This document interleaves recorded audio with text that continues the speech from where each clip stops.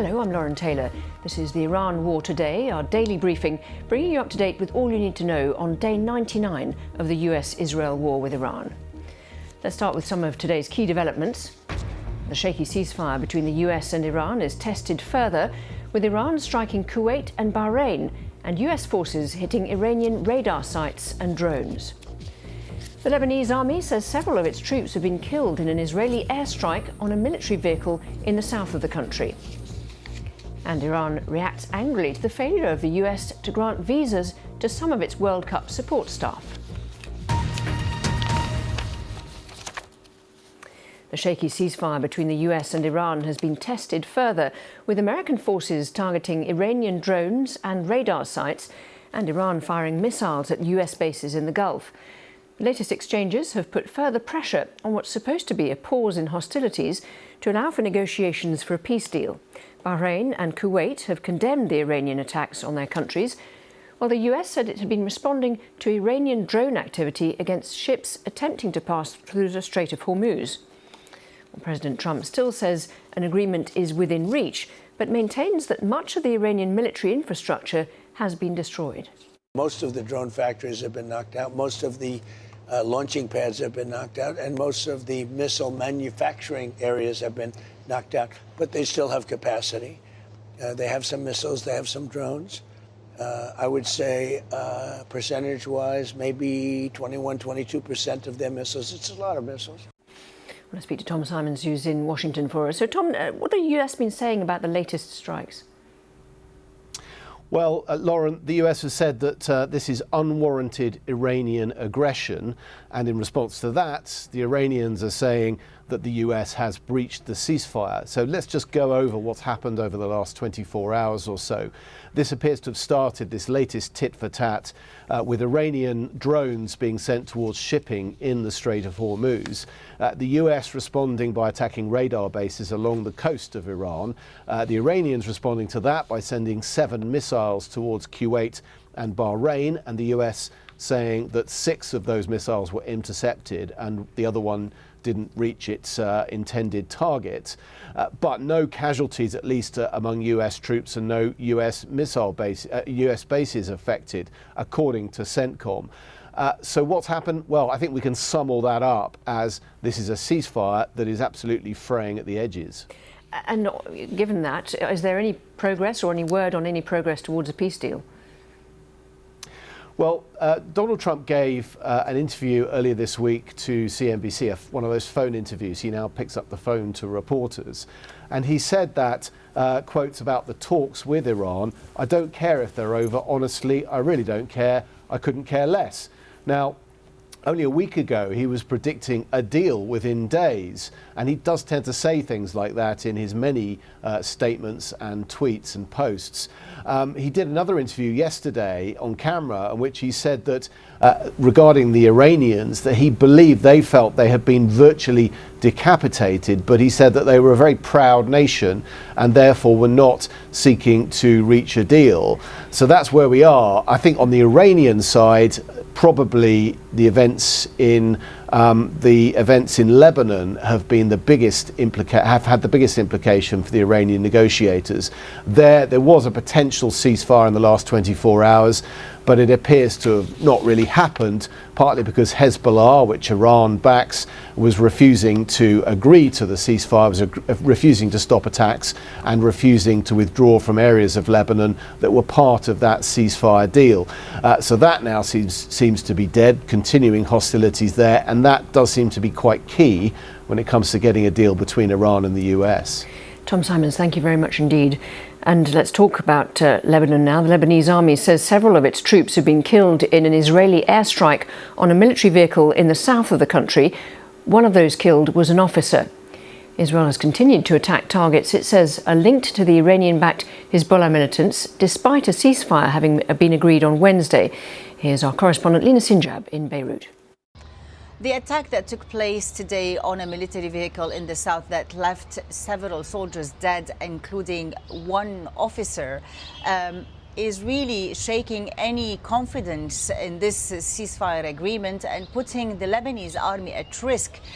The agreement dictates that there will be pilot zones in the south where the Lebanese army will be deployed to make sure that it is clear of any presence of armed militias, mainly to clear it from any presence of Hezbollah.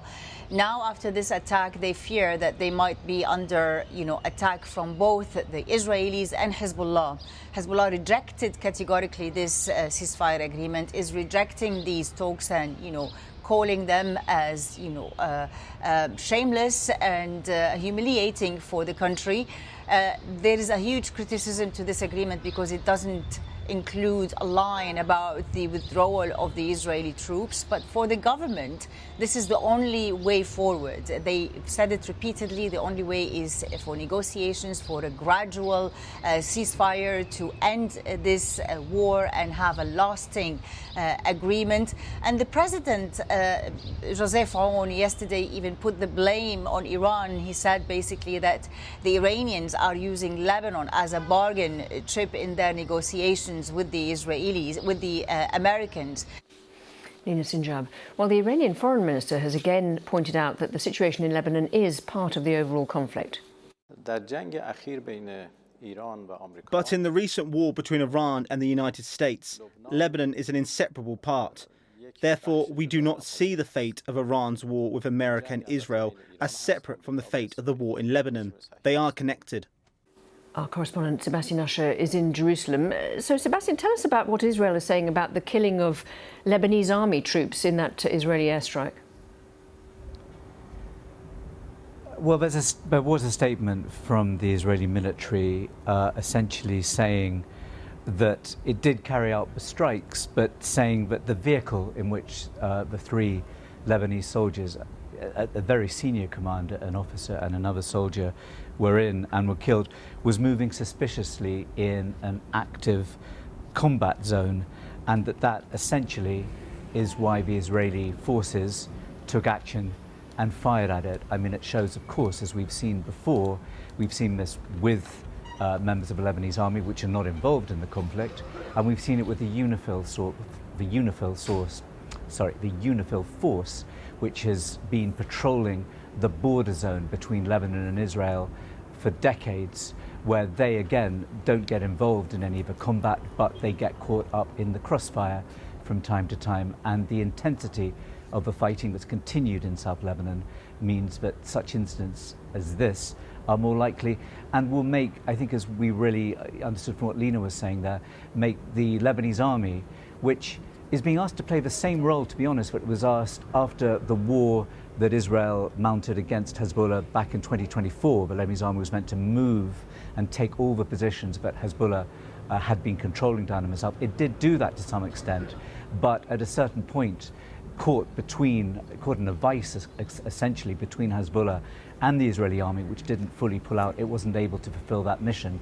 Now, it's been tasked with a similar mission, but under, I think, even more difficult circumstances. Now there's been a major Israeli ground incursion into the south of Lebanon. Just one other thing, I mean, briefly, when you talk about the ceasefire in Lebanon, this latest one, which was announced 2 or 3 days ago, agreed by representatives of the Israeli and Lebanese government in Washington. I mean, this is a staged process. It wasn't meant to see an end of all the fighting in the South Lebanon in one go.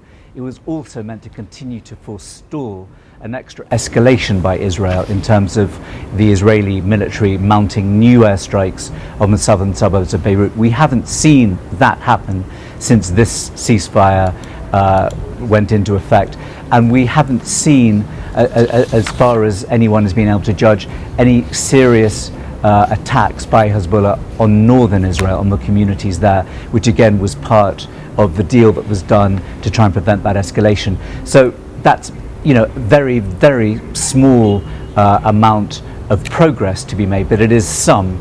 But the fighting, the Israeli incursion in South Lebanon, its airstrikes, its evacuation orders to villages down there, they've carried on apace. There was an IDF, an Israeli military statement just in the last hour or so, which said that more than 150, they've struck more than 150 what they call Hezbollah targets in the south of Lebanon just in the past couple of days. Sebasha, thank you very much.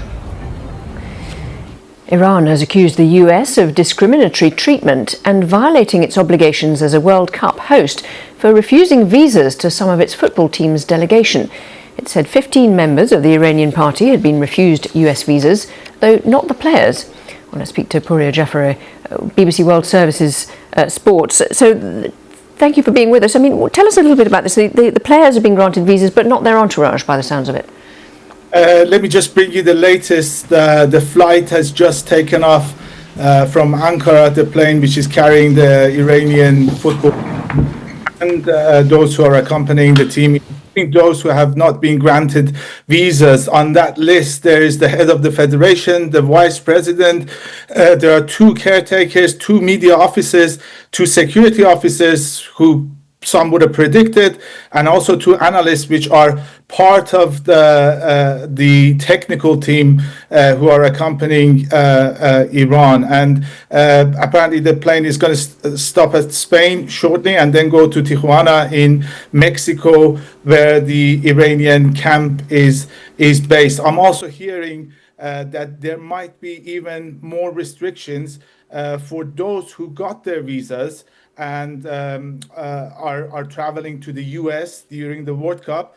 This is going to be something similar to the visas issued for those countries who do not have diplomatic relationships with the US when they go to the UN in New York in General Assembly or other occasions. This visa is only for designated areas, meaning they can only go to the airport, the hotel, the stadium, in this case, and like the routes which are connecting them. So it's a special kind of visa. I'm still waiting for confirmation on this, but this is what we're hearing from sources close to the team. Another team at all concerned for their safety while they're over there?